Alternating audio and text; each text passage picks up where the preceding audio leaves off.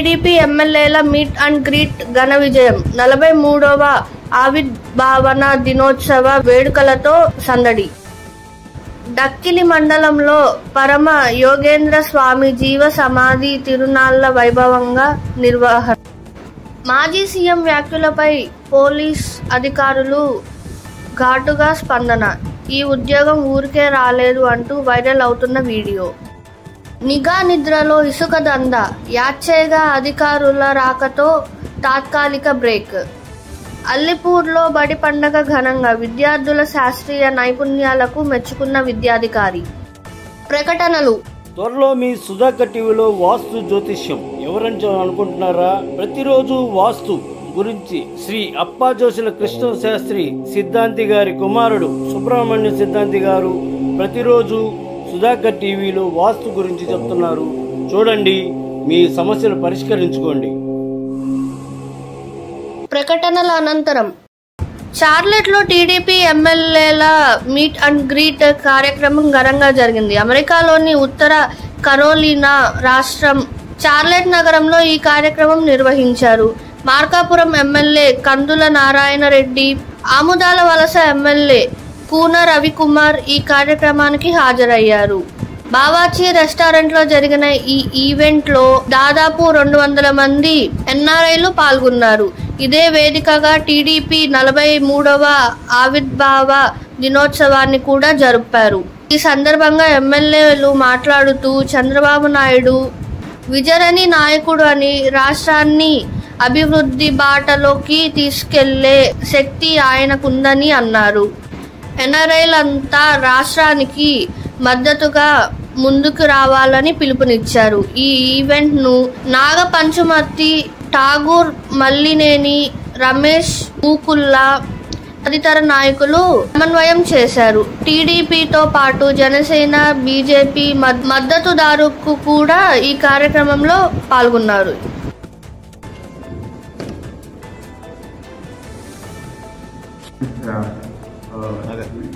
Week అయినా short నోటీస్లో కూడా ఇంత చార్లెట్లో ఇంత రెస్పాన్స్ ఉన్నందుకు చాలా థ్యాంక్స్. అండ్ మాకు బండార్లో అంజయ్ చౌదరి స్థానా ప్రెసిడెంట్, మాజీ స్థానా ప్రెసిడెంట్ అంజయ్ చౌదరి గారు కాల్ చేసి చెప్పారండి 2 days బ్యాక్. ఇలా వచ్చారు, ట్రిపుల్ కన్వెన్షన్కి వచ్చారు, చార్లెట్ వస్తూ ఉన్నారు, మండే ఒకటే ఖాళీ ఉంది వీక్ డే అంటే.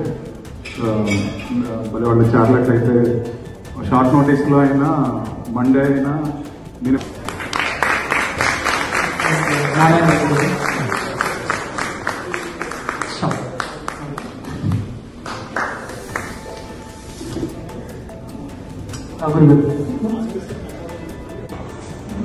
చార్లెట్ ఇక్కడ మేము వచ్చినప్పుడు ఎన్ఆర్ఐ టీడీపీ విభాగం ఆ రోజు నుంచి నేను చదువుకున్న రోజు నుంచి అప్పుడు నేను మొత్తం 800 చదువుకున్నాను.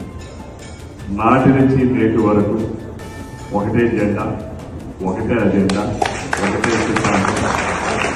ఇందులో మా మేనమావ పార్టీలు మారినా మా మేనమావలో ఇంకొక మేనమావను, మిగిలిన మేనమావను నేను అంటే ఎట్లుగా మాట్లాడితే మా రక్త సంబంధమే రెండుగా చీలిపోయాం. పార్టీ కోసం పార్టీని నిలబెట్టాలని కొందరు, స్వార్థం కోసం ఆయన. విడిపోయినప్పుడు మా నియోజకవర్గంలో కూడా చాలా మంది మా రాజేష్ గారి కుటుంబాలు సీతారాం గారితో అనుబంధం.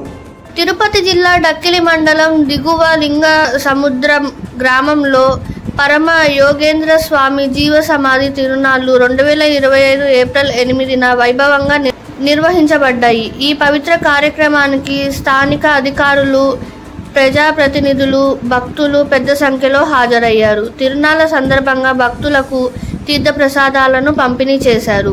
వచ్చిన అతిథులను గౌరవంగా సన్మానించారు. భక్తి భవ్యతతో సాగిన ఈ కార్యక్రమం ఆధ్యాత్మిక శోభనను చాటి చెప్పింది.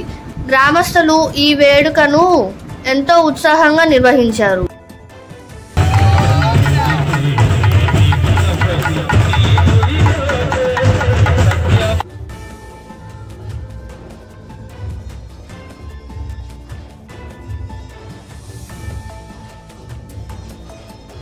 మాజీ ముఖ్యమంత్రి జగన్ చేసిన వ్యాఖ్యలపై ఓ పోలీస్ ఆఫీసర్ ఘాటుగా స్పందించారు. ఈ ఉద్యోగం మాకు ఊరికే రాలేదు. ఎన్నో పరీక్షలు, శారీరక పరీక్షలు, ఇంటర్వ్యూలు పాస్ అయిన తర్వాతే ఈ ఉద్యోగం లభించింది అంటూ ఆ అధికారి స్పష్టం చేశారు. ఈ వ్యాఖ్యలతో ఆయన చేసిన వీడియో ప్రస్తుతం వాట్సాప్లో వైరల్గా మారింది. జగన్ వ్యాఖ్యలు పోలీసుల గౌరవాన్ని తగ్గించేలా ఉన్నాయంటూ సోషల్ మీడియాలోనూ చాలా మంది ఆఫీసర్ల నుండి స్పందనలు వస్తున్నాయి. పోలీస్ శాఖలో పనిచేసే వారు నిబంధనల ప్రకారం ఎన్నో పరీక్షలు, శిక్షణల తర్వాతే నియమించబడతారని అధికారులు చెబుతున్నారు. పోలీసులను బట్టలు తీసి కొడతా అంటున్నావు. పోలీసులు ఏమన్నా నువ్వు ఇస్తే వేసుకున్న బట్టలు అనుకున్నావా? కష్టపడి చదివి రన్నింగ్ రేసుల్లో, ఎగ్జామ్స్లో పాస్ అయి ఎన్నో వేల మంది పోటీ పరీక్షల్లో నెగ్గి వేసుకున్న యూనిఫామ్ ఇది.